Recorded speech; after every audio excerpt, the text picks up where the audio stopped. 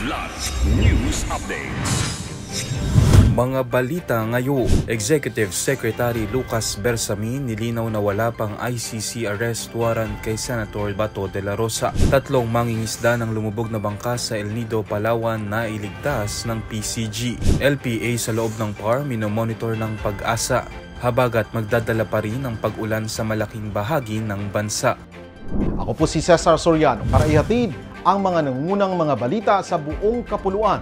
Ngayon, nilinaw ng palasyo na wala pang inilalabas na arrest warrant ang International Criminal Court o ICC para kay Senator Ronald Bato de la Rosa na nooy PNP chief ng kontrobersyal na war on drugs ng Administrasyong Duterte. Ayon kay Executive Secretary Lucas Bersamin, sa oras na makatanggap sila sa pamamagitan ng Interpol, maaaring obligado ang mga otoridad na arestuhin ng senador, gaya sa naging kaso ni dating Pangulong Rodrigo Duterte noong Marso. Inihayag din ni Bersamin na naaayon lamang sa batas ang kanilang magiging hakbang at hindi ito magiging politically motivated. Wala pang inilalabas na pahayag si De La Rosa tungkol dito. Samantala, naghain ang kampo ni dating Pangulong Duterte sa ICC ng urgent request para ipagpaliban muna ang pagbaba ng desisyon sa request nilang interim release. Ito ay para sa hinihintay nilang ilang dokumento at impormasyon para suportahan ng aplikasyon.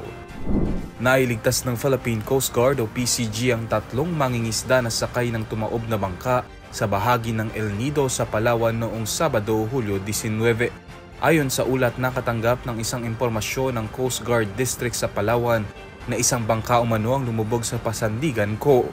Agad namang nagpadala ng mga tauhan ng PCG para magsagawa ng search and rescue mission at agad naman nilang natunton ang kinaroroonan ng tatlong mangingisda. Sa kabila ng masungit na panahon at malakas na hampas ng alon, ligtas na naiahon ng tatlo at nasa maayos ng kondisyon. Isang low pressure area o LPA ang minomonitor ngayon ng Pag-asa sa loob ng Philippine Area of Responsibility o PAR. Sa huling weather bulletin, namataan ng LPA 1,140 kilometers east ng southeastern Luzon, bagamat mababa ang tsansa nitong maging tropical depression sa loob ng 24 oras.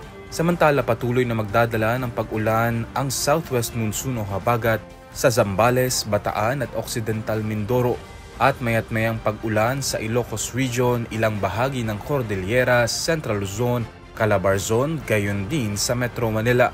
Asahan din ng maulang panahon na may scattered thunderstorms sa Visayas, nalalabing bahagi ng Luzon, Zamboanga Peninsula at Northern Mindanao.